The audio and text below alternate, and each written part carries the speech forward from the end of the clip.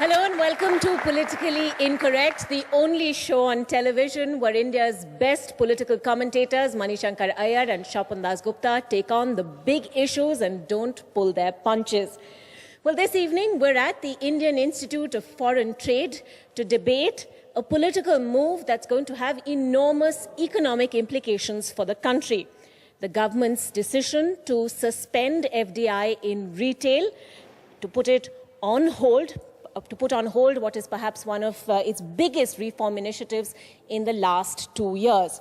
But we're going to ask tonight, does this in effect mean that big-ticket reforms are now over? And is this the end of India's growth story? You can join that debate. You can tweet us at NDTV and add the hashtag PI to your comments. You can also join our SMS poll. Shapan, if I can begin with you.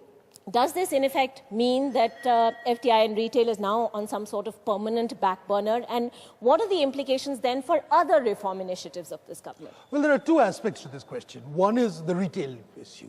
And I think we can say that there's been an unconditional surrender on the part of the government to all those who opposed it.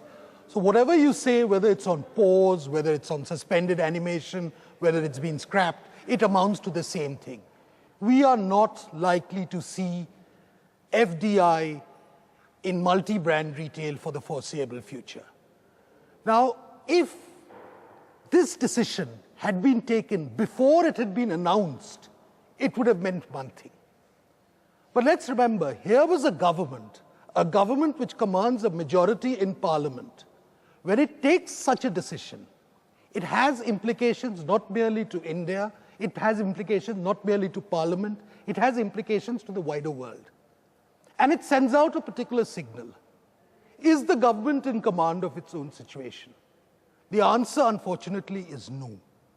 That in turn raises the question, does it have the political will, after having suffered such a debacle, to be able to go in for other reforms, not merely reforms which involve foreign investment, but also reforms which involve Indian capital as well? Let's be clear about it. Reforms don't only involve foreign investment.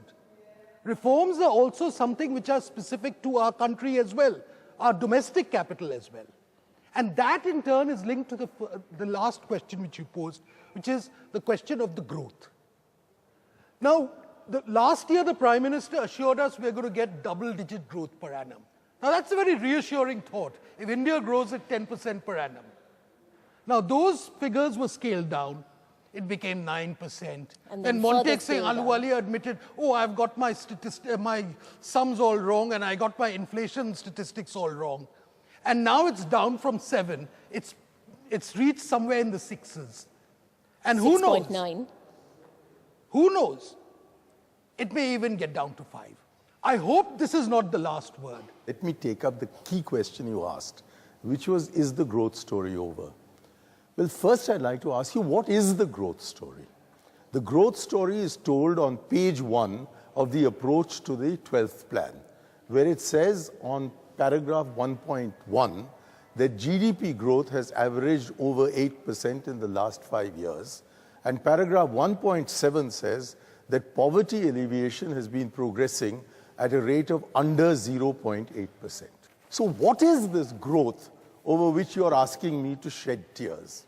As far as I can see, this 7%, 8%, 9%, 10% growth story relates to a tiny sliver of our population who've been growing obscenely rich. NDTV's cricket app, Android and iPhone, fastest scorecard, special analysis, and much more. Download free. ndtv.com/apps.